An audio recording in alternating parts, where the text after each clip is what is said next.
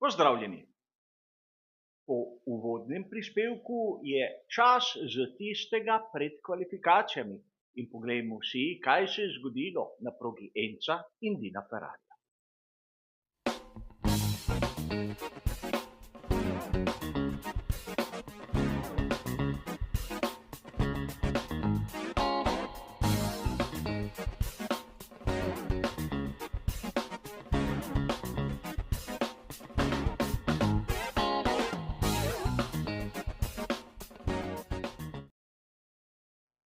Kot običajno si bomo tudi tokrat pogledali vse tisto, kar se je zanimivega zgodilo na prvem in drugem prostem treningu.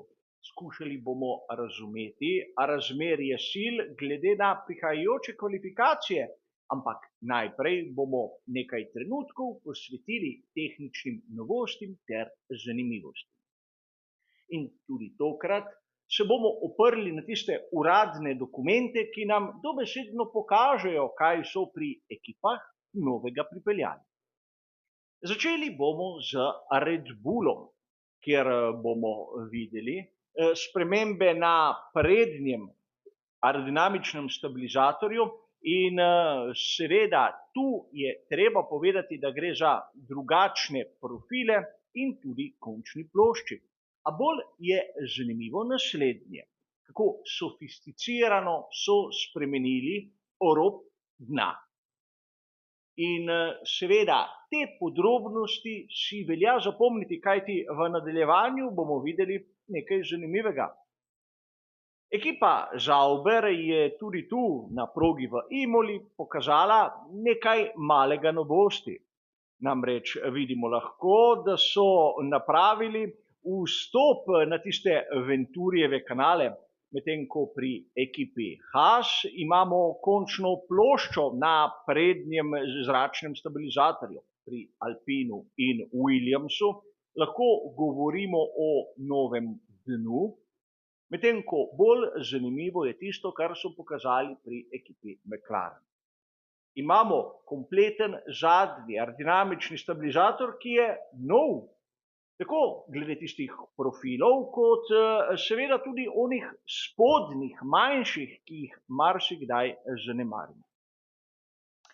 Podobno lahko rečemo tudi za tovarniško ekipo Mercedes, kjer je zadnji stabilizator bil deležen kar nekaj sprememb, a pri Mercedesu so podobno kot pri Red Bullu tudi spremenili tisti rob dna. Le da, vsaj po mojem osebnem videnju, zadeve niso tako ekstremne in niso tako dodelane. Ekipa, ki je pokazala sorazmerno mnogo novosti, je Aston Martin. In če pogledamo celotni prednji del, bomo videli kar nekaj zanimivih podrobnosti. Najprej celoten konus, kjer vidimo, da zopet so kot spremenili koncept. A ne smemo pozabiti, da tudi na samih profilih vidimo, da so leti preklani tam proti končni plošči. A poleg tega ima nov zgornji del samega pokrova pogonskega sklopa v zadnjem delu, kar je tudi verjetno zanimivo. A mnogi izmed vas ste seveda opazili, da na progi Enza in Dina Ferrarija je druga izpeljanka Ferrarija SF pomišljaj 24. O njej sem napravil že prav poseben prispevek in govori se o SF pomišljaj 24. Evo in bližnico imate tam zgoraj. A tokrat imamo na razpolago kar nekaj bolj jasnih fotografij, ki nam lahko pokažejo te spremembe v vsej svoji razsežnosti. Sam bi rad vašo pozornost najprej usmeril k obliki bočnih hladilnih rež, kjer lahko res vidimo tisto, kar smo slutili pred dnevi. Namreč le-te v konceptu so dokaj podobne tistim, ki jih na primer vidimo pri tovarniški ekipi Mercedes. Seveda v nadaljevanju bomo videli, koliko so te novosti uspešne, ampak preden se lotimo tistega, kar se je pravzaprav zgodilo na prvem in drugem prostem treningu, še zanimivost, prav tako iz skuderije Ferrari. Ko so pripeljali bolide, so prav na posebnih platiščih imeli posebne pnevmatike, Pirellijeve, ampak na prvi pogled zgleda, da so cestne. Kot dobro veste, pnevmatike, ki so primerne za bolid Formule 1, daje Pirelli na leasing.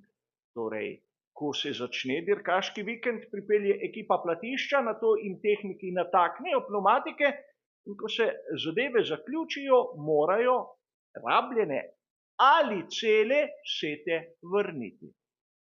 Tako za takšne logistične premike imajo pri Ferrariju prav posebne komplete koles, ki so ožji in verjetno tudi cenejši.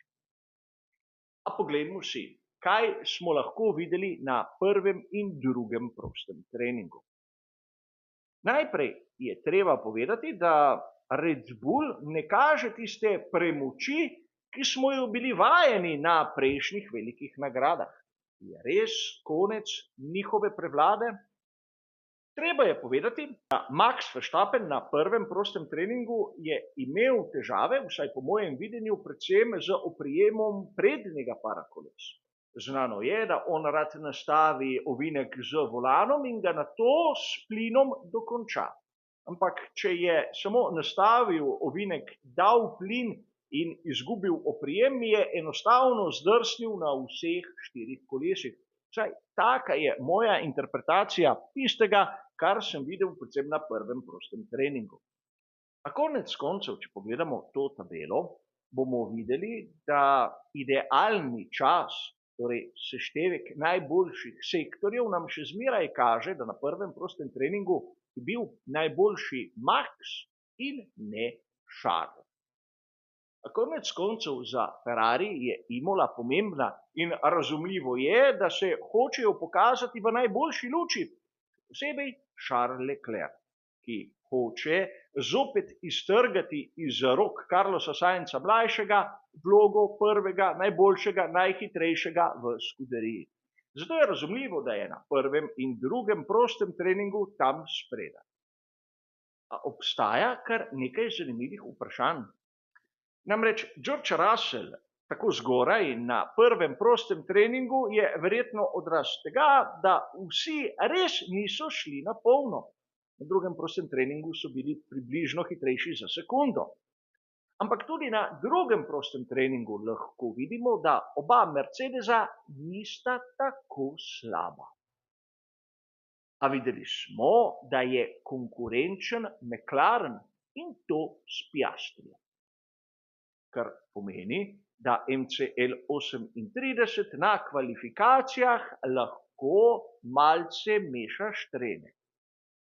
Seveda, Max tu se je, vsaj po mojem videnju, držal nekoliko zadaj in govorimo v perspektivi samih kvalifikacij. Namreč ne verjamem, da bi bili pri Red Bullu toliko počasnejši, ampak izgleda, da se je večina njihove prednosti dobesedno razblinila. Torej, za prihajajoče kvalifikacije bi lahko rekli, da imamo lep troboj, kjer se lahko vmeša naprimer Mercedes ob spletu okoliščin in ob napakah drugih. A vseeno gre le za tisto, kar so nam pokazali prosti treningi in ne za neke gotovosti. O tem, kaj bodo pokazale kvalifikacije, ritem na dirki in mojih napovedih, bomo govorili pa jutri v zadnjem briefingu. Zaenkrat pa hvala za vašo pozornost in nasvidenje.